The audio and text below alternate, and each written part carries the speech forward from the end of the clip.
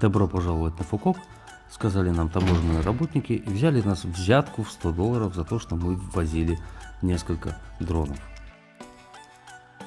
На протяжении всех выпусков мы покажем вам самую длинную канатную дорогу в мире, посетим все экскурсии, ну а мы, заселившись в отель, отправились на разведку по его окрестности. И первое, что мы почувствовали, это довольно-таки низкая влажность.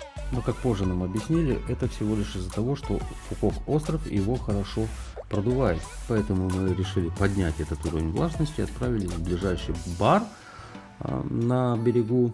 И там нас поразил ценник за банку пива и коктейль $12. Но, как позже выяснилось, это всего лишь отельный ценник. На самом деле цены совсем другие. В городе цены на самом деле практически в 6 раз ниже. И, дождавшись вечера, мы отправились познавать вечерние окрестности Фукока. Нагулявшись, мы, конечно же, присели на ужин.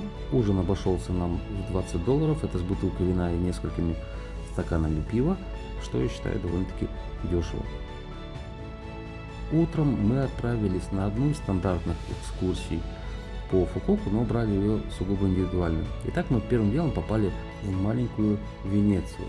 Она, конечно же, легкое напоминание настоящей Венеции, но все-таки было довольно-таки колоритно и комфортно. Помимо всего, как оказалось, Фукок — это, оказывается, вулканический остров. Это морской вулкан, который в свое время застыл и просто поднял породы наверх с тех пор.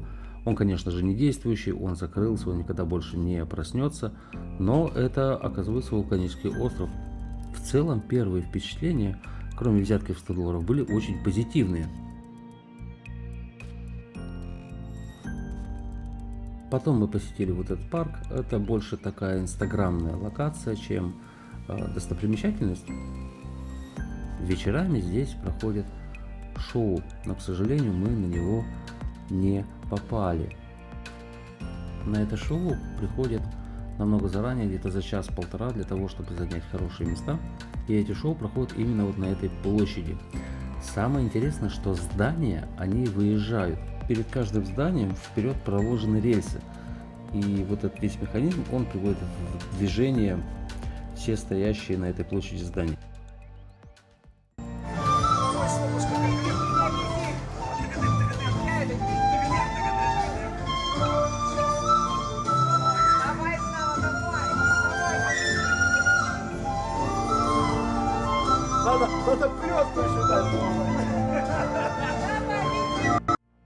Все эти три локации находятся в одном и том же месте.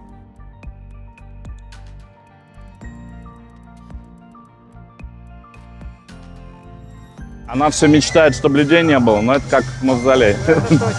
Мы продолжаем прогулку по этому парку. Часть мы его уже посетили, это была маленькая Венеция. Здесь какие-то скульптуры, выставки, какие-то экспозиции, и это место еще называют парк без сна. Здесь всегда что-то происходит.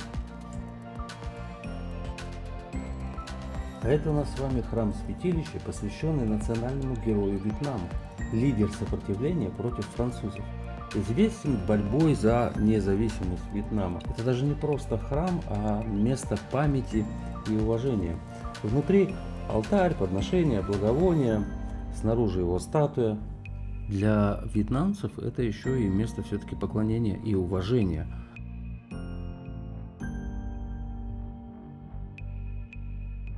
Также есть доска с эскизами лидеров. А мы отправляемся в главный зал. Сюда приносят приношения. Это, как правило, фрукты. И здесь, как в любом храме, конечно же, нельзя шуметь, смеяться громко или еще что-то.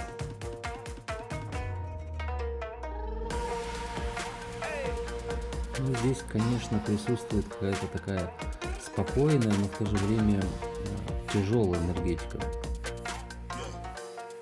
И отсюда мы отправились по островам. И здесь мы наткнулись на стоянку минусов. Они остались со времен Вьетнамской войны. И даже есть оригинал. Посмотрите, это просто красавчик. Кто не знает, это типа нашего УАЗика, только американский.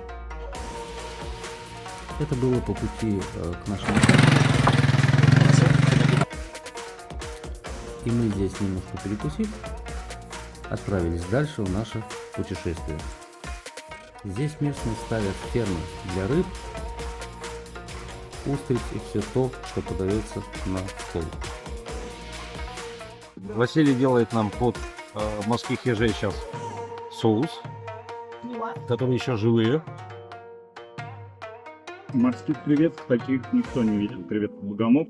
Так, морская креветка. Что с ней не то? Это креветка, вот смотри, она как Креветка богомол, да. Смотри, у нее прямо вот она, богомол. Она точно это та или это мутант какой-то? Это креветка богомол. Так, Ласточка, давай. Неправильно. Креветка богомол, а посередине. Ты огонь, ты молодец. И поев креветок богомол, мы поехали на острова. И здесь, конечно же, мы получили вау-эффект, потому что возле нашего отеля, допустим, море не обладает таким бирюзовым светом, как здесь. Мы пробыли здесь пару часов, после чего отправились назад. Но перед этим мы увидели морских звезд. Вокруг Фукуока несколько островов с этими красными звездами, на которые проводят регулярные экскурсии. На обратной дороге мы посетили нечто подобие зоопарка.